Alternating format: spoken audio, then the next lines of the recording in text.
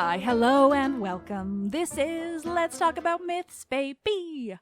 And today I am beginning a new series of reading episodes. So thank you to everyone who listens on Spotify and voted in that poll. It was really helpful and fun. So you all picked The Fall of Troy, which I kind of expected and was looking forward to. So thanks for just confirming all of my guesses about you all. It's an old translation, very stuffy, like the past ones we've been working with, but I'm doing my best, and I've already recorded it by the time I'm recording this, and I can tell you right now, it is so much fun.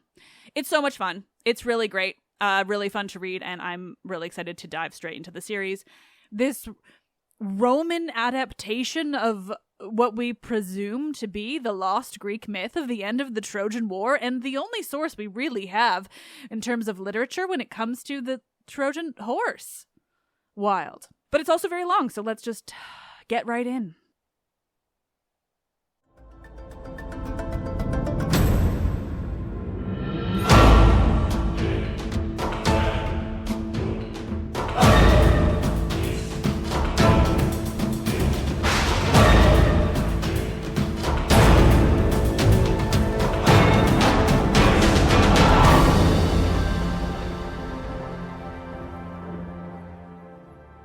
This is Quintus Smyrnaeus' The Fall of Troy, translated by A.S. Way. When godlike Hector, by Achilles slain, passed, and the pyre had ravined up his flesh, and earth had veiled his bones, the Trojans then tarried in Priam's city, sore afraid before the might of stout-hearted Aeacus' son, as kine they were, that amidst corpses shrank from faring forth to meet a lion grim, but in dense thickets terror-huddled cower. So in their fortress shivered these to see that mighty man.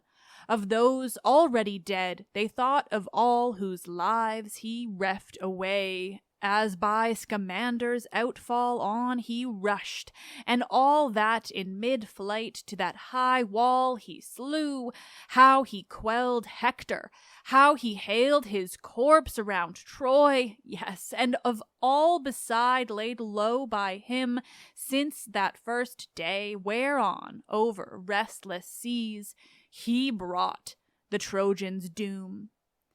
All these they remembered, while they stayed thus in their town, and over them anguished grief hovered, dark-winged, as though that very day all Troy with shrieks were crumbling down in fire. Then from Thermodon, from broad-sweeping streams, came, clothed upon with beauty of goddesses, Penthesilea, came athirst, indeed, for groan resounding battle, but yet more fleeing abhorred reproach and evil fame, lest they of her own folk should rail on her because of her own sister's death. For whomever her sorrows waxed, Hippolyta, whom she had struck dead with her mighty spear, not of her will, it was at a stag she hurled. So came she to the far-famed land of Troy. Yes, and her warrior spirit pricked her on of murder's dread pollution thus to cleanse her soul, and with such sacrifice to appease the awful ones, the Erineways, who in wrath for her slain sister straightway haunted her unseen. Forever round the sinner's steps they hover. None may escape those goddesses. And with her followed 12 beside, each one a princess, hot for war and battle grim, far famous each, yet handmaids unto her. Penthesilea far outshone them all. As when in the broad sky amidst the stars the moon rises over all preeminent, when through the thunderclouds the cleaving heavens open, when sleep the fury-breathing winds, so peerless was she amid that charging host. Clone was there, Polemusa, Dorinoi, Evandri, and Antandri, and Bremusa, Hippothoe, dark-eyed Harmothoe, Alcibi, Derimachea, Antibrote, and Thermodusa, glorying with her spear. All these to battle fared with warrior-souled Penthesilea, even as when descends dawn from Olympus's crest of adamant, dawn, heart exultant in her radiant steeds amidst the bright-haired hours, and over them all, how flawless fair soever these may be, her splendor of beauty grows preeminent. So peerless amid all the Amazons unto Troy town Penthesilea came. To right, to left, from all sides hurrying thronged the Trojans, greatly marveling, when they saw the tireless war god's child, the mailed maid, like to the blessed gods, for in her face glowed beauty, glorious and terrible. Her smile was ravishing beneath her brows, her love-enkindling eyes shone like to the stars, and with the crimson rose of shamefastness, bright were her cheeks, and mantled over them unearthly grace, with battle prowess clad. Then joyed Troy's folk, despite past agonies, as when, far gazing from a height, the hinds behold a rainbow spanning the wide sea, when they be yearning for the heaven-sent shower, when the parched fields be craving for the rain, then the great sky at last is overgloomed, and men see that fair sign of coming wind and imminent rain, and seeing, they are glad, who for their cornfields' plight sore sighed before. Even so the sons of Troy, when they beheld there in their land Penthesilea, dread of fire for battle, were exceedingly glad. For when the heart is thrilled with hope of good, all smart of evils past is wiped away. So after all his sighing and his pain, gladdened a little while was Priam's soul. As when a man who hath suffered many a pang from blinded eyes, sore longing to behold the light, and if he may not, fain would die, then at last by a cunning leech's skill, or by a god's grace, sees the dawn rose flush, sees the mist rolled back before his eyes. Yes, though clear vision comes not as old, yet, after all his anguish, joys to have some small relief, albeit the stings of pain prick sharply yet beneath his eyelids.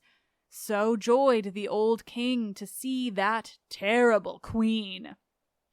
The shadowy joy won in anguish whelmed for slain sons, into his halls he led the maid, and with glad welcome honored her, as one who greets a daughter to her home returned from a far country in the 20th year, and set a feast before her, sumptuous as battle-glorious kings, who have brought low nations of foes, array and splendor of pomp, with hearts in pride of victory triumphing.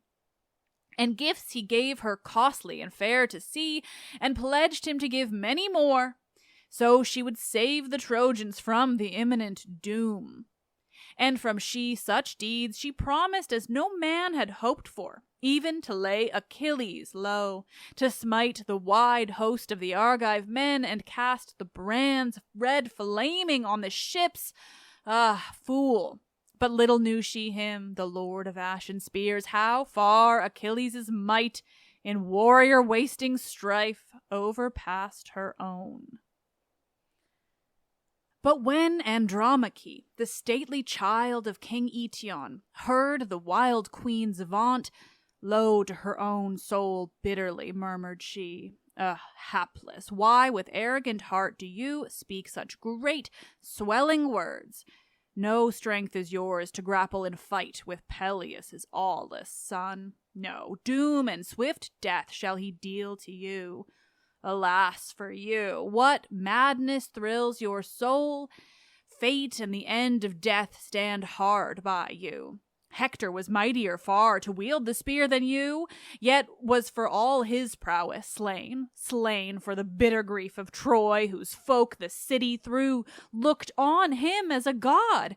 My glory and his noble parents' glory was he while yet he lived. Oh, that the earth over my dead face has been mounded high, or ever through his throat the breath of life followed the cleaving spear.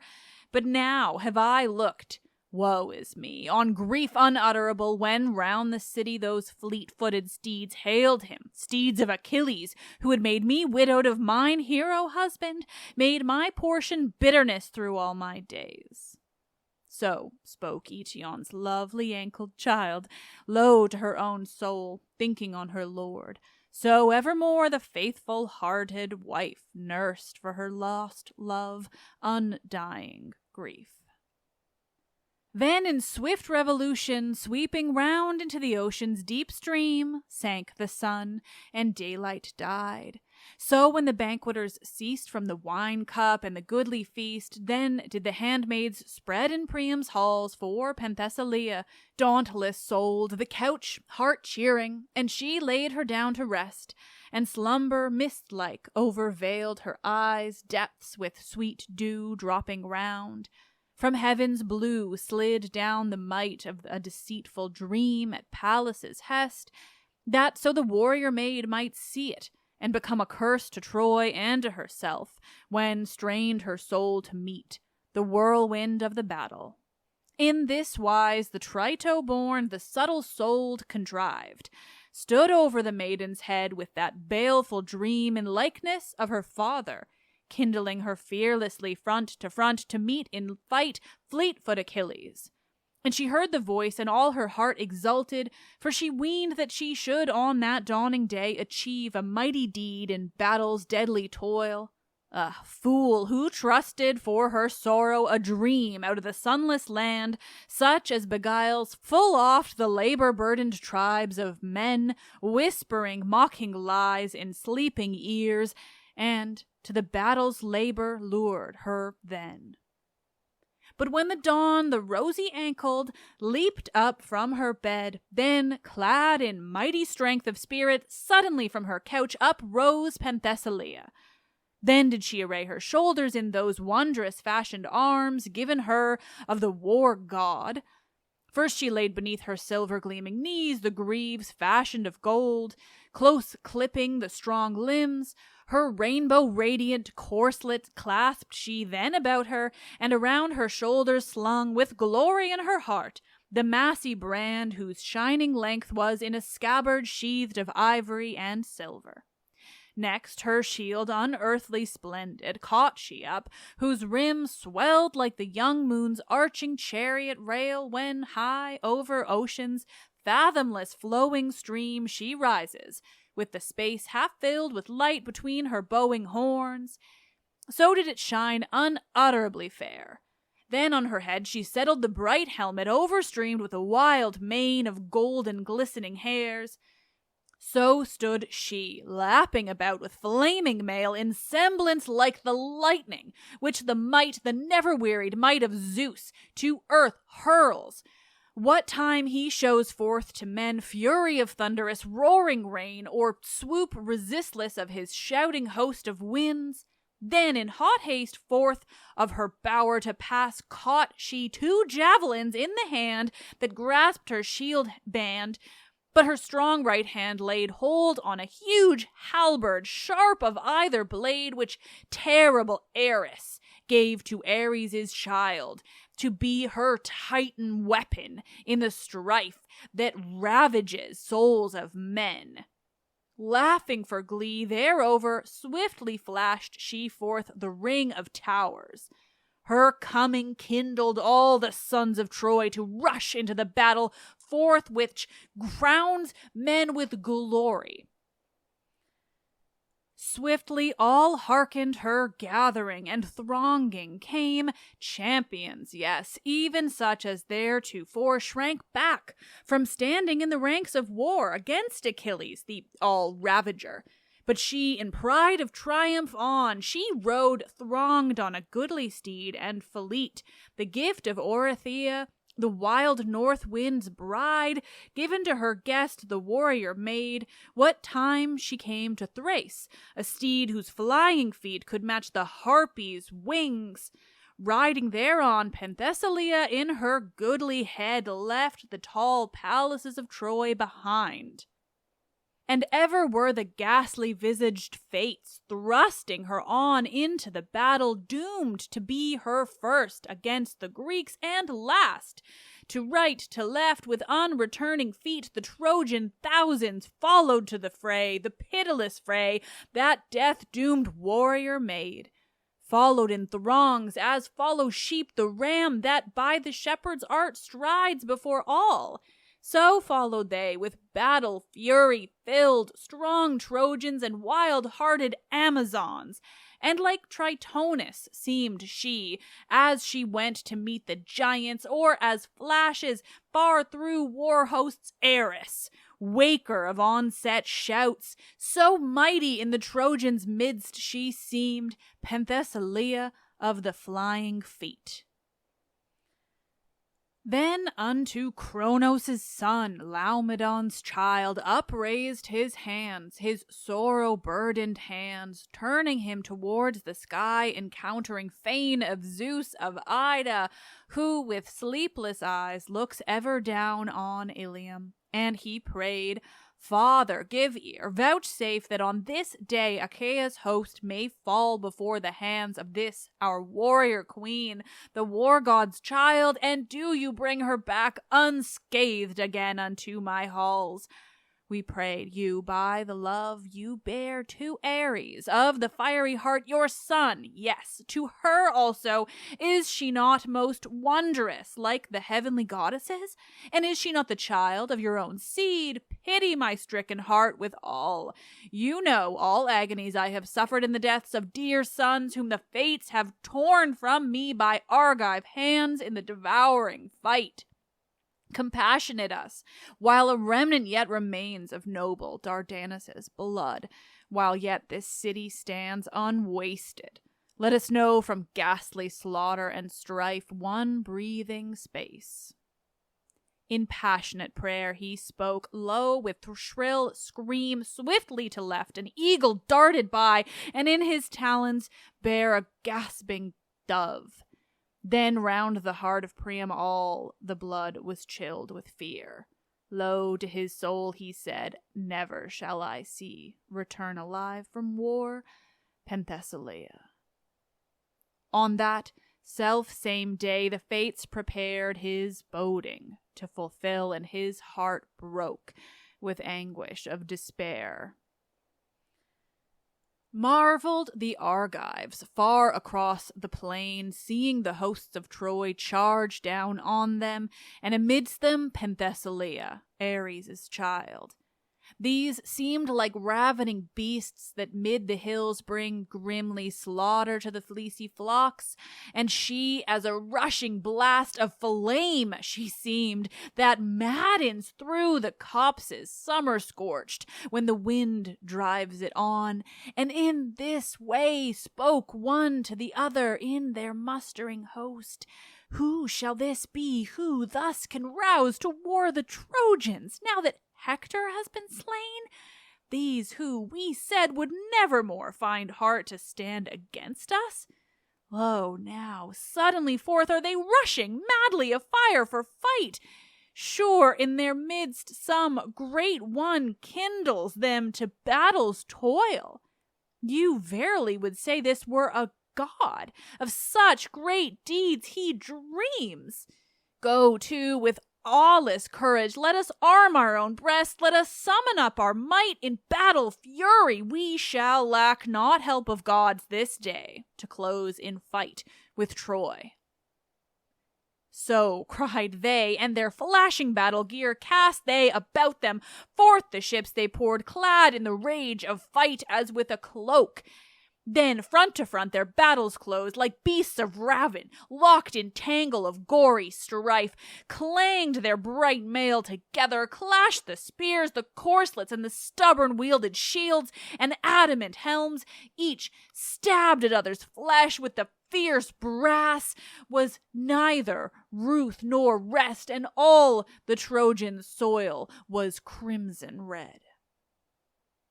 Then first Penthesilea smote and slew Molion. Now Persinus falls, and now Ilyssus reeled Antitheus. Beneath her spear the pride of Lernus quelled she. Down she bore Hippalmus beneath her horse's hoofs. Hymon's son died, withered stalwart Elasippus' strength, and Derinoe laid low Laogonus, and Clone Menippus, him who sailed long since from Phylace, led by his lord Protesilaus to the war with Troy. Then was Podarches, son of Iphiclus, heart wrung with ruth and wrath to see him lie dead, of all the battle comrades best beloved. Swiftly at Clone he hurled, the maid fair as a goddess, plunged the unswerving lance between hip, and rushed the dark blood forth after the spear, and all her bowels gushed out. Then wroth was Penthesilea, through the brawn of his right arm she drove the long spear's point. She shore between the great blood-brimming veins, and through the wide gash of the wound the gore spurted, and crimson fountain. With a groan backward he sprung, his courage wholly quelled by bitter pain and sorrow and dismay, thrilled as he fled his men of Phylace. A short way from the fight he reeled aside, and in his friend's arms died in little space. Then with his lance Idomeneus thrust out, and by the right breast stabbed Bremusa. Stilled forever was the beating of her heart. She fell as falls a graceful shafted pine hewn mid the hills by woodmen. Heavily sighing through all its boughs it crashes down. So with a wailing shriek she fell, and death unstrung her every limb. Her breathing soul mingled with the multitudinous sighing winds. Then as Evander through the murderous fray with Thermodusa rushed, stood Merinoes, a lion in the path, and slew. His spear right to the heart of one he drove, and one stabbed with a lightning sword thrust between the hips. He leaped through the wounds the life, and fled away. Oileus' fiery son smote Derinoe in the throat and shoulder with his ruthless spear. And on Alcibe Tydeus' terrible son swooped, and on Deirimachia head with neck clean from the shoulders of these two he shore with ruin-wreaking brand. Together down fell they, as young calves by the massy axe of brawny flesher felled, that shearing through the sinews of the neck lops life away. So by the hands of Tydeus' son laid low upon the Trojan plain, far, far away from their own highland home, they fell. Nor these alone died, for the might of Sthenelus down on them hurled Cabirus' corpse, who came from Sestos, keen to fight the Argive foe, but never saw his fatherland again. Then was the heart of Paris filled with wrath for a friend slain. Full upon Sthenelus aimed he a shaft death-winged, yet touched him not despite his thirst for vengeance. Otherwise the arrow glanced aside and carried death whither the stern fates guided its fierce wing, and slew Evenor, brazen-tasseled, who from Dulichium came to war with Troy. For his death fury kindled was the son of haughty Phyleus. As a lion leaps upon the flock, so swiftly rushed he. All shrank huddling back before that terrible man. Itimonius he slew, and Hippasus' son Agelaus from Miletus brought. They war against the Danaan men by Nastes led, the godlike, and Amphimachus mighty-souled. On Mycale they dwelt, beside their home rose Latmus' snowy crests, stretched the long glens of branches, and Panormus' water meads meanders, flood-deeped rolling swept thereby, which from the Phrygian uplands, pastured over by myriad flocks, around 1,000 forelands curled, swirls and drives his hurrying ripples on down to the vine-clad land of Carian men. These mid the storm of battle Meges slew. Nor these alone, but whomsoever his lance black-shafted touched were dead men. For his breast the glorious Trito, born with courage, thrilled to bring to all his foes the day of doom. And Polypoetes, dear to Ares, slew Draceus, whom the nymph Neaera bare to passing wise Theodamas. For these God-spread was the bed of love beside the foot of Sipylus, the mountain where the gods made Niobe, a stone rock, where from tears ever stream.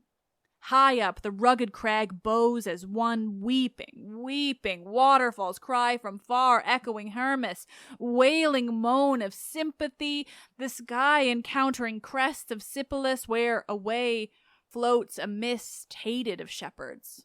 Echo back the cry, weird marvel seems that rock of Niobe to men that pass with feet fear-goaded.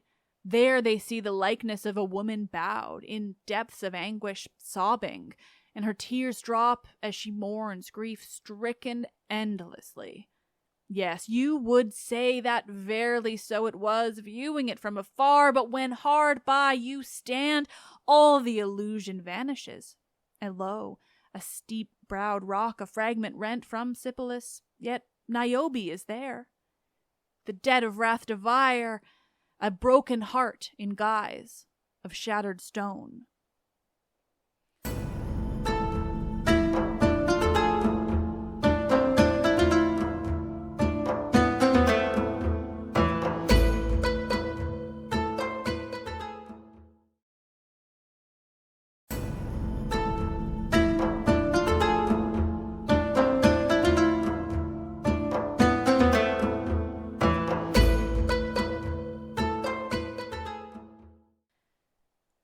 All through the tangle of that desperate fray stalked slaughter and doom. The incarnate onset shout raved through the rolling battle. At her side paced Death, the ruthless, and the fearful Fates. Beside them strode, and in red hands bare Murder and the groans of dying men. That day the beating of full many a heart, Trojan and Argive, was forever stilled, while roaring the battle round them, while the fury of Penthesilea fainted not nor failed, but as amid long ridges of lone hills a lioness, stealing down a deep ravine, springs on the kine with lightning leap, athirst for blood, wherein her fierce heart revels. So on the Danaans leapt that warrior maid, and their souls were cowed. Backward they shrank, and fast she followed, as a towering surge chases across the thunder-booming sea a flying bark, whose white sails strain beneath the wind's wild buffering, and all the air maddens with roaring, as the rollers crashed on a black foreland looming on the lee, where long reefs fringe the surf-tormented shores. So chased she, and so dashed the ranks asunder, triumphant, sold and hurled fierce threats before. You dogs, this day for evil outrage done to Priam shall you pay. No man of you shall from my hands deliver his own life, and win back home to gladden parents' eyes, or comfort wife or children. You shall lie dead, ravened on by vultures and by wolves, and none shall heap the earth mound over your clay.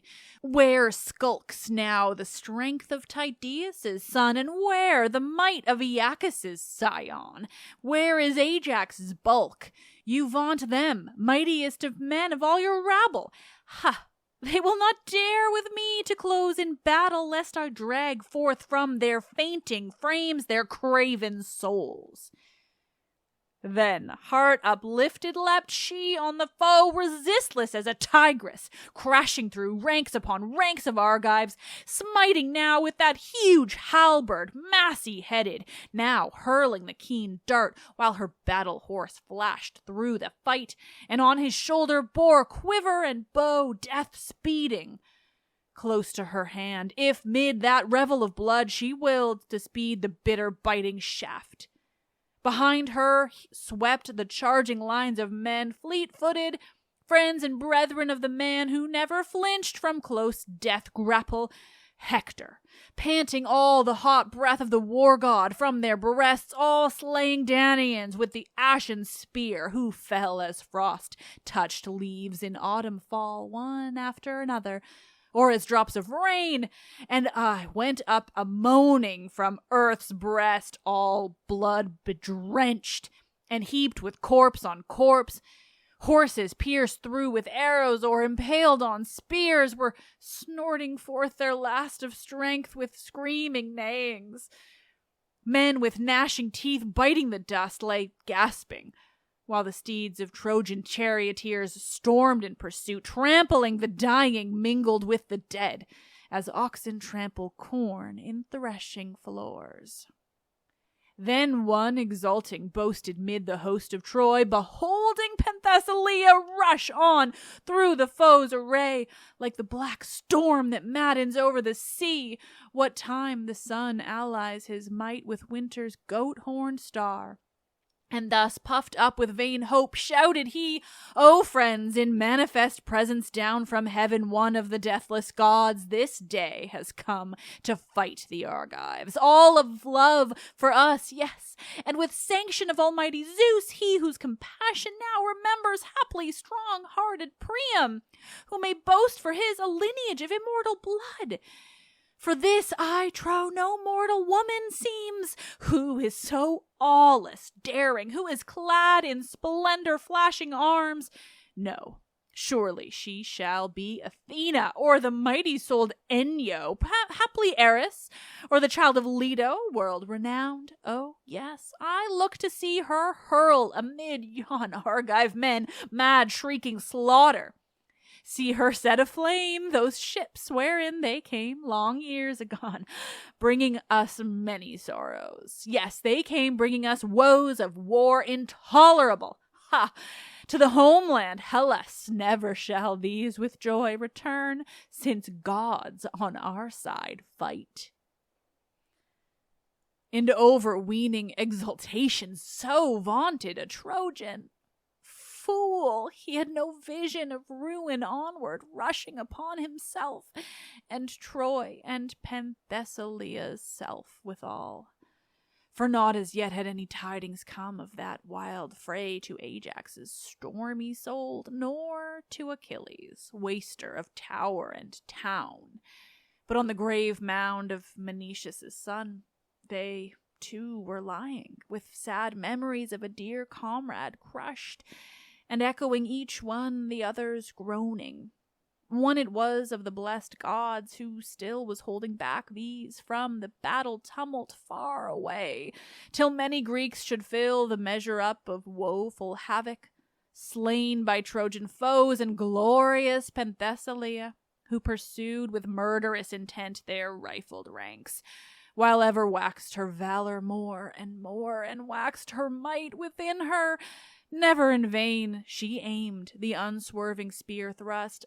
She pierced the backs of them that fled, the breasts of such as charged to meet her. All the long shaft dripped with streaming blood. Swift were her feet as wind, as down she swooped. Her aweless spirit failed for weariness, nor fainted, but her might was adamantine. The impending doom which roused unto the terrible strife. Not yet Achilles clothed her still with glory. Still aloof the dread power stood, and still would shed splendor of triumph over the death ordained, but for a little space ere it should quell that maiden beneath the hands of Aeacus' son. In darkness ambushed, with invisible hand ever it thrust her on, and drew her feet destructionward, and lit her path to death with glory, while she slew foe after foe. And when within a dewy garden close, longing for its green springtide freshness, leaps a heifer, and there rings to and fro, when none is by to stay her, treading down all its green herbs and its wreath of bloom, devouring greedily thus, and marring that with trampling feet. So ranged she, Ares' child, through reeling squadrons of Achaea's sons, slew these and hunted those in panic rout. From Troy afar, the women, marveling, gazed at the maid's battle prowess. Suddenly, a fiery passion for the fray has seized Antimachus' daughter, Meneptolemus' wife, Tisiphone.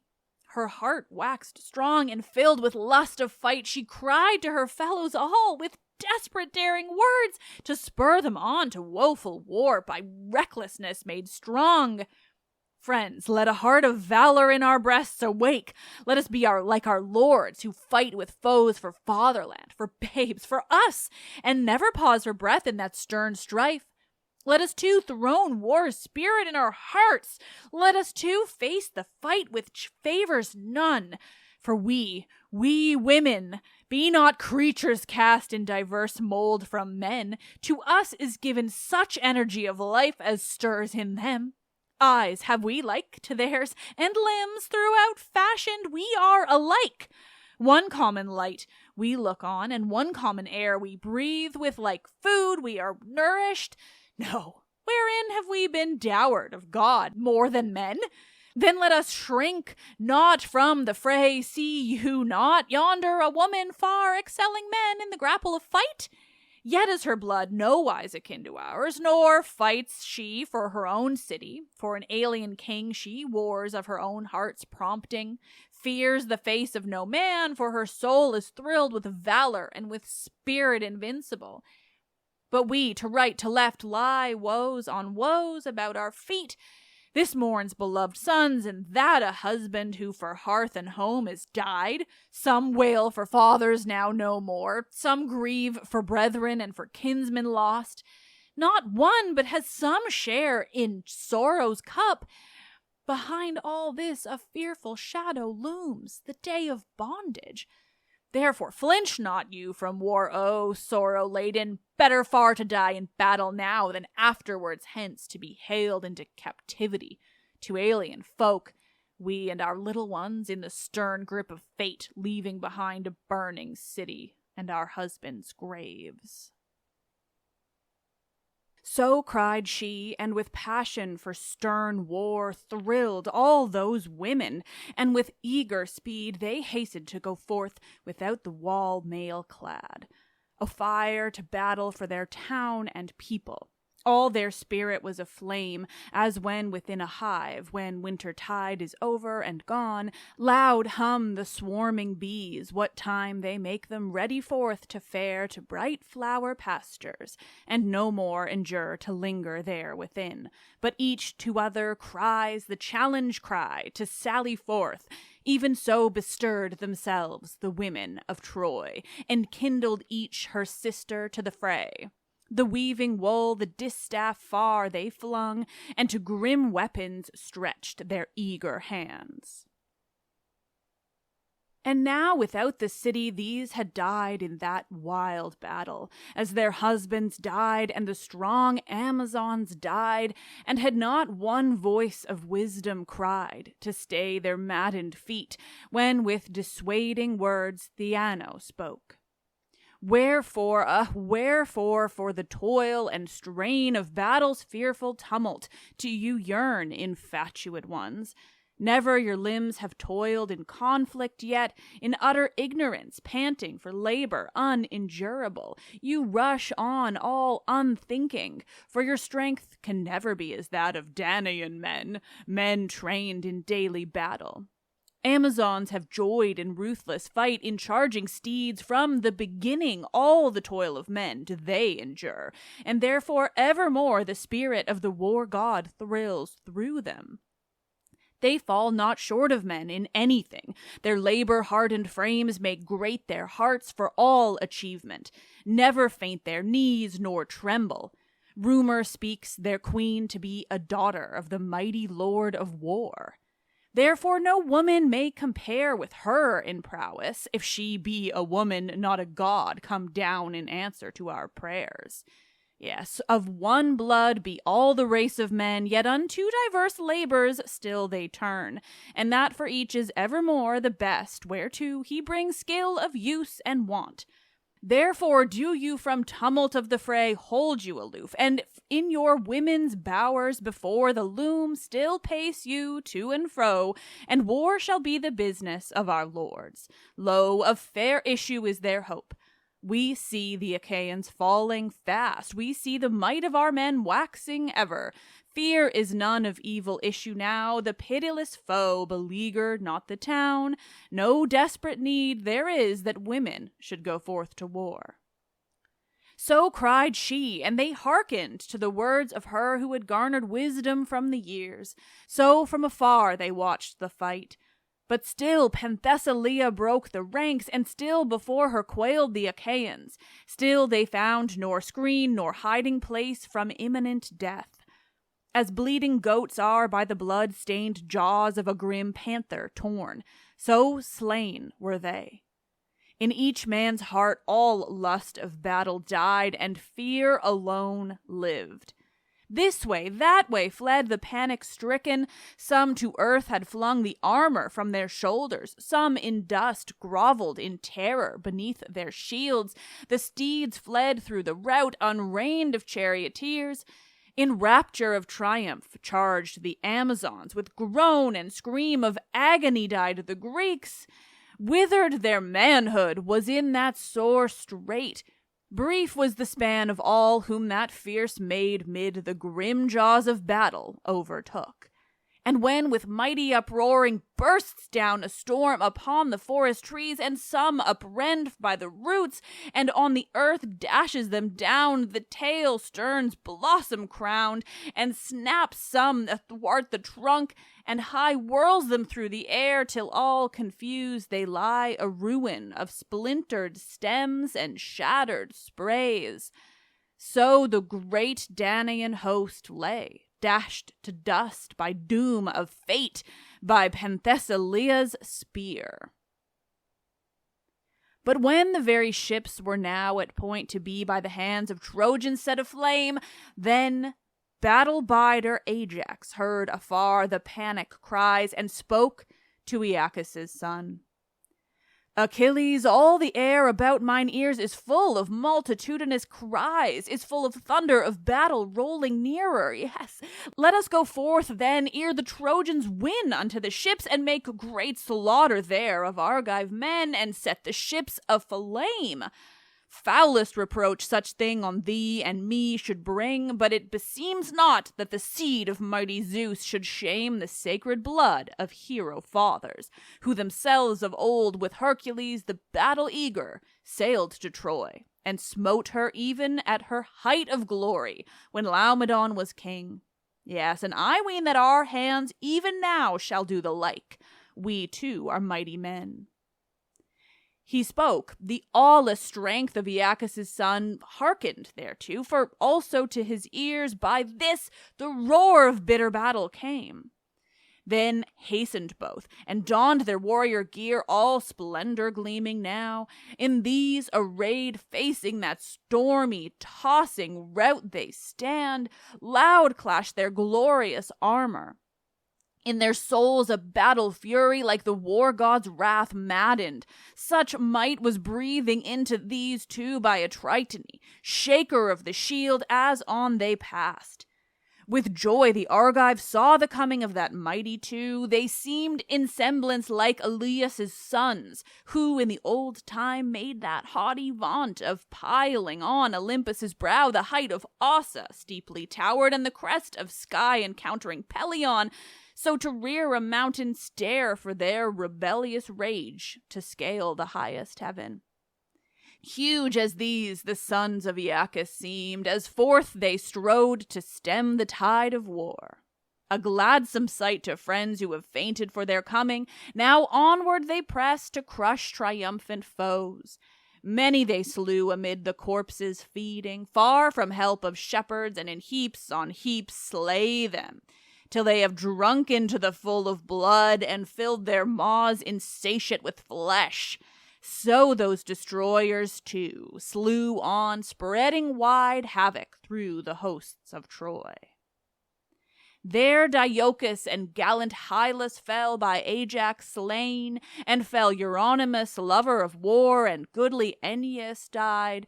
But Peleus' son burst on the Amazons, smiting on Tandri and Polemusa then, and Tibrote, fierce-souled Hippothoe, hurling Harmothoe down on sisters slain. Then hard on all their reeling ranks he pressed with Telamon's mighty-hearted son, and now before their hands battalions dense and strong crumbled as weakly and as suddenly as when, in mountain folds, the forest brakes shrivel before a tempest-driven fire. When battle-eager Penthesilea saw these two, as through the scourging storm of war, like ravening beasts they rushed, to meet them there she sped, as when a leopard grim, whose mood is deadly, leaps from forest coverts forth, lashing her tail on hunters closing round, while these, in armor clad and putting trust in their long spears, await her lightning leap. So did those warriors too, with spears upswung, wait Penthesilea. Clanged the brazen plates about their shoulders as they moved, and first leapt the long-shafted lance, sped from the hand of goodly Penthesilea. Straight it flew to the shield of Aeacus' son, but glancing thence this way and that, the shivered fragment sprang as from a rock face. Of such temper were the cunning-hearted fire god's gifts divine. Then in her hand the warrior maid swung up a second javelin fury-winged against Ajax, and with fierce words defied the two. Ha! From my hand in vain one lance has leapt, but with this second look I suddenly to quell the strength and courage of two foes. Yes, though you vaunt, you mighty man of war, amid your Danaans, die you shall, and so lighter shall be the load of war's affliction that lies upon the Trojan chariot lords. Draw nigh, come through the press to grips with me, so shall you learn what might wells up in breasts of Amazons. With my blood is mingled war, no mortal man begot me, but the Lord of war insatiate of the battle cry. Therefore my might is more than any man's. With scornful laughter spoke she, then she hurled her second lance, but they in utter scorn laughed now, as swiftly flew the shaft and smote the silver greave of Ajax, and was foiled thereby, and all its fury could not scar the flesh within. For fate had ordered not that any blade of foes should taste the blood of Ajax in the bitter war. But he recked of the Amazon not, but turned him thence to rush upon the Trojan host, and left Penthesilea unto Peleus' son alone. For well he knew his heart within that she, for all her prowess, none the less would cost Achilles' battle toil as light, as effortless, as does the dove the hawk. Then groaned she an angry groan that she had sped her shafts in vain, and now with scoffing speech to her in turn the son of Peleus spoke. Woman, with what vain vauntings triumphing has you come forth against us? All athirst to battle with us, who be mightier far than earth-born heroes. We from Cronos' son, the thunder-roller, boast our high descent. Yes, even Hector quailed the battle-swift before us, even though far away he saw our onrush to grim battle. Yes, my spear slew him for all his might, but your heart is utterly mad, that you have greatly dared to threaten us with death this day. On you your latest hour shall swiftly come, is come. You, not your sire, the war god, now shall pluck out of my hand, but you the debt shall pay of a dark doom, as when mid-mountain folds a pricket meets a lion, waster of herds. What, woman, have you heard naught of the heaps of slain that into Xanthus' rushing stream were thrust by these my hands? Or have you heard in vain, because the blessed ones have stolen wit and discretion from you, to the end that doom's relentless gulf might gape for you? He spoke, he swung up in his mighty hand, and sped the long spear warrior slaying, wrought by Chiron, and above the right breast pierced the battle-eager maid. Then red blood leapt forth as a fountain wells, and all at once fainted the strength of Penthesilea's limbs, dropping the great battle-axe from her nerveless hand. A mist of darkness overveiled her eyes, and anguish thrilled her soul. Yet even so still drew she difficult breath, still dimly saw the hero even now in act to drag her from the swift steed's back. Confusedly she thought, or shall I draw my mighty sword and bide Achilles' fiery onrush, or hastily cast me from my fleet horse down to earth, and kneel unto this godlike man, and with wild breath promise for ransoming great heaps of brass and gold, which pacify the hearts of victors, never so athirst for blood, if haply so the murderous might of Aeacus' son may hearken and may spare, or peradventure may compassionate my youth, and so vouchsafe me to behold my home again. For oh, I long to live. So surged the wild thoughts in her, but the gods ordained it otherwise. Even now rushed on in terrible anger Peleus' son. He thrust with sudden spear, and on its shaft impaled the body of her tempest-footed steed, even as a man in haste to sup might pierce flesh with the spit above the glowing hearth to roast it, or, as in a mountain glade a hunter sends the shaft of death clear through the body of a stag with such winged speed that the fierce dart leaps forth beyond to plunge into the tall stem of an oak or pine. So that death-ravening spear of Peleus' son clear through the goodly steed rushed on and pierced Penthesilea. Straightway she fell down to the dust of the earth. The arms of death in grace and comeliness fell, for naught of shame dishonored her fair form. Face down she lay on the long spear, out gasping her last breath, stretched upon that fleet horse as on a couch, like some tall pine snapped by the icy mane of Boreas, earth's forest fosterling, reared by a spring to stately height amidst long mountain glens, a glory of Mother Earth. So from the once fleet steed low fallen lay Penthesilea, all her shattered strength brought down to this, and all her loveliness.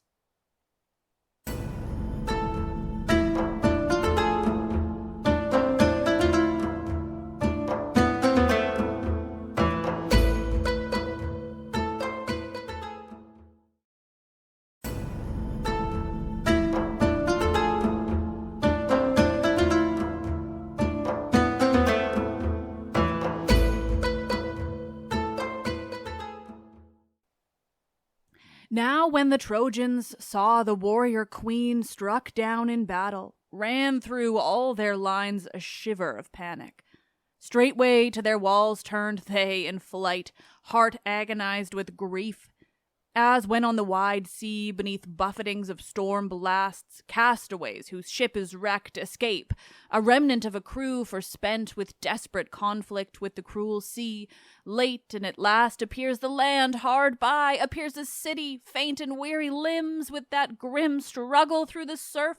They strain to land, sore grieving for the good ship lost, and shipmates whom the terrible surge dragged down to nether gloom.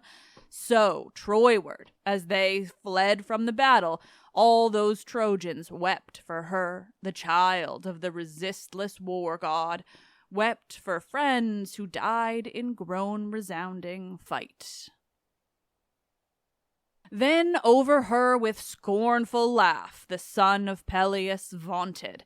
In the dust lie there a prey to teeth of dogs, to ravens' beaks, you wretched thing, who cozened you to come forth against me, and who thought you to fare home from the war alive, to bear with your right royal gifts from Priam, the old king, your guerdon for slain Argives. Ha! It was not the immortals who inspired you with this thought, who know that I, of heroes mightiest am, the Danaans' light of safety. But a woe to Trojans and to you, O evil-starred. No, but it was the darkness-shrouded fates and your own folly of soul that pricked you on to leave the works of women and to fare to war, from which strong men shrink, shuddering back. So spoke he, and his ashen spear the son of Peleus drew from that swift horse and from Penthesilea in death's agony. Then steed and rider gasped their lives away, slain by one spear. Now from her head he plucked the helmet's splendor flashing like the beams of the greatest sun, or Zeus's own glory light. Then, as there had fallen in dust and blood she lay, rose like the breaking of the dawn to view beneath dainty penciled brows a lovely face, lovely in death. The Argives thronged around, and all they saw and marveled, for she seemed like an immortal. In her armor there upon the earth she lay, and seemed the child of Zeus, the tireless huntress, Artemis sleeping, what time her feet forewearied are, with the following lions, with her flying shafts over the hills far stretching. She was made a wonder of beauty, even in her death, by Aphrodite glorious crowned, the bride of the strong war god, to the end that he, the noble son of Peleus, might be pierced with the sharp arrow of repentant love. The warriors gazed, and in their hearts they prayed that fair and sweet like her their wives might seem, laid on the bed of love, when home they won. Yes, and Achilles' very heart was wrung with love's remorse to have slain a thing so sweet, who might have borne her home, his queenly bride, to chariot glorious Phthia, for she was flawless, a very daughter of the gods, divinely tall and most divinely fair. Then Ares' heart was thrilled with grief and rage for his child slain. Straight from Olympus down he darted, swift and bright as thunderbolt, terribly flashing from the mighty hand of Zeus, far leaping over the trackless sea or flaming over the land, while shudders all wide Olympus as it passes. So through the quivering air, with heart aflame, swooped Ares, armor-clad, soon as he heard the dread doom of his daughter. For the gales, the north wind's fleet-footed daughters, bear to him, as through the wide halls of the sky he strode, the tidings of the maiden's woeful end. Soon as he heard it, like a tempest blast, down to the ridges of Ida leapt he, quaked under his feet, the long glens and ravines deep scored, all Ida's torrent beds, and all far-stretching foothills. Now had Ares brought a day of mourning on the Myrmidons, but Zeus himself from far Olympus sent, mid shattering thunders, terror of levin bolts, which thick and fast leaped through the welkin down before his feet, blazing with fearful flames. And Ares saw and knew the stormy threat of the mighty thundering father, and he stayed his eager feet, now on the very brink of battle's turmoil.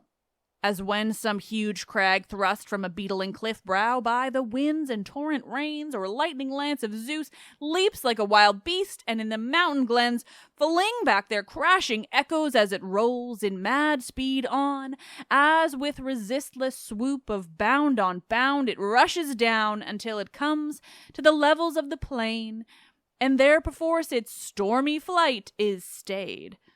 So Ares, battle-eager son of Zeus, was stayed. How loath soever for all the gods to the ruler of the blessed needs must yield, seeing he sits high-throned above them all, clothed in his might unspeakable. Yet still many a wild thought surged through Ares' soul, urging him now to dread the terrible threat of Cronus' wrathful son, and to return heavenward, and now to reck not of his sire, but with Achilles' blood to stain those hands, the battle tireless. At the last his heart remembered how that many and many a son of Zeus himself in many a war had died, nor in their fall had Zeus availed them aught. Therefore he turned from the Argives, else down smitten by the blasting thunderbolt, with Titans in the nether gloom he had lain, who dared defy the eternal will of Zeus. Then did the warrior sons of Argos strip with eager haste from corpses strewn all round the blood-stained spoils. But ever Peleus' son gazed, wild with all regret, still gazed on her, the strong, the beautiful, laid in the dust, and all his heart was wrung, was broken down with sorrowful love, deep, strong as he had known when that beloved friend Patroclus died. Loud, jeering Thersites, mocking to his face, "You sorry-souled Achilles are not shamed to let some evil power beguile your heart to pity of a pitiful Amazon whose furious spirit proposed naught but ill to us and ours? Ha! Woman, mad are you, and your soul lusts for this thing, as she were some lady wise in household ways, with gifts and pure intent for honored wedlock wooed. Good had it been had her spear reached your heart, the heart that sighs for woman creatures still. You care not, unmanly souled, not you, for valor's glorious path, when once your eyes lights on a woman. Sorry wretch, where now is all your goodly prowess? Where your wit, and where the might that should beseem a king, all stainless? Do you not know what misery this selfsame woman madness wrought for Troy? Nothing there is to men more ruinous than lust for women's beauty. It makes fools of wise men, but the toil of war attains renown. To him that is a hero indeed, glory of victory, and the war god's works are sweet. It's but a battle blencher craves the beauty and the bed of such as she." So railed he long and loud. The mighty heart of Peleus' son leapt into flame of wrath. A sudden buffet of his resistless hand smote beneath the railer's ear, and all his teeth were dashed to the earth. He fell upon his face. Forth of his lips the blood in torrent gushed. Swift from his body fled the dastard soul of that vile man. Achaea's sons rejoiced, for yes, he wont to rail on each and all with venomous jibes, himself a scandal and the shame of all the host. Then, mid the warrior Argives cried a voice, "Not good is it for baser men to rail on kings, or secretly or openly, for wrathful retribution swiftly comes. The Lady of Justice sits on high, and she who heaps woe on humankind, even Ate, punishes the shameless tongue." So mid the Danaans cried a voice, nor yet within the mighty soul of Peleus' son lulled with the storm of wrath, but fiercely he spoke, "Lie there in dust, your follies all forgot. It's not for knaves to beard their betters. Once you did provoke Odysseus, steadfast soul, babbling with venomous tongue 1,000 jibes, and did escape with life. But you have fought the sons of Peleus, not so patient-souled, who with one only buffet from his hands unkennels the dog of your soul. A bitter doom has swallowed you, but your own rascalry, your life is sped. Hence from Achaean men, and mouth out your revilings amid the dead." So spoke the valiant-hearted Aulus, son of Aeacus, but Tydeus' son alone of all the Argives was with anger stirred against Achilles for Thersites slain. Seeing these two were the selfsame blood, the one proud Tydeus' battle-eager son, the other seed of godlike Agrius, brother of noble Aeneas. Agrius was, and Aeneas in the Danaan land begat Tydeus, the battle-eager, son to whom was stalwart Diomedes. Therefore wroth was he for slain Thersites. Yes, had raised against the son of Peleus vengeful hands, except the noblest of Achaea's sons had thronged around him, and besought him sore, and held him back therefrom. With Peleus' son also they pleaded, else those mighty two, the mightiest of all Argives, were at point to close with clash of swords. So stung were they with bitter wrath, yet hearkened they at last to prayers of comrades, and were reconciled. Then of their pity did the Atridae kings, for these two at the imperial loveliness of Penthesilea marvelled, render up her body to the men of Troy, to bear unto the burge of Ilus, fair renowned with all her armour.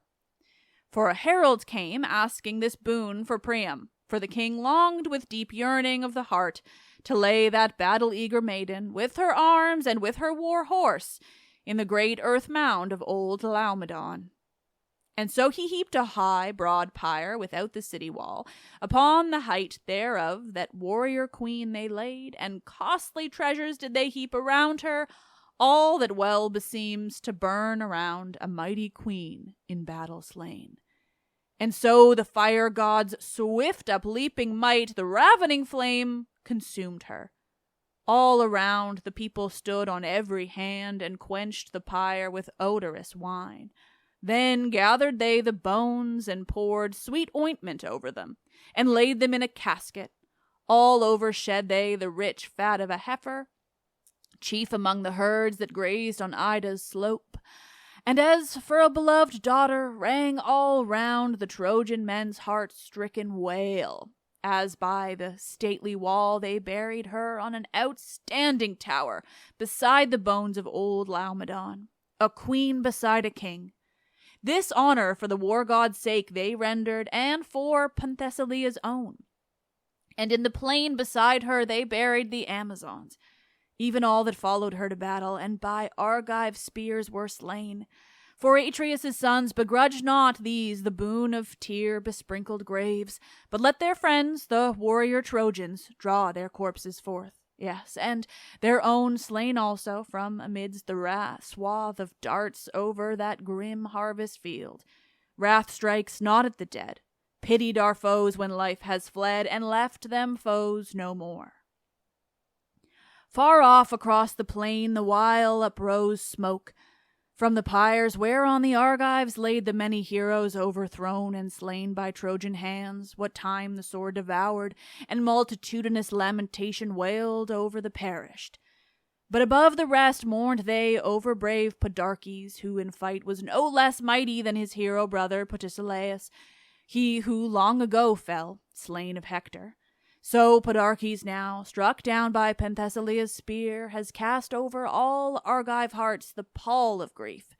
Wherefore, apart from him they laid in clay the common throng of slain, but over him toiling they heaped an earth mound far descried, in memory of a warrior aweless-souled, and in a several pit withal they thrust the niddering Thersites' wretched corpse. Then to the ships, acclaiming Aeacus' son, returned they all. But when the radiant day had plunged beneath the ocean stream, and night, the holy, overspread the face of earth, then in the rich King Agamemnon's tent feasted the might of Peleus' son, and there sat at the feast those other mighty ones all through the dark, till rose the dawn divine.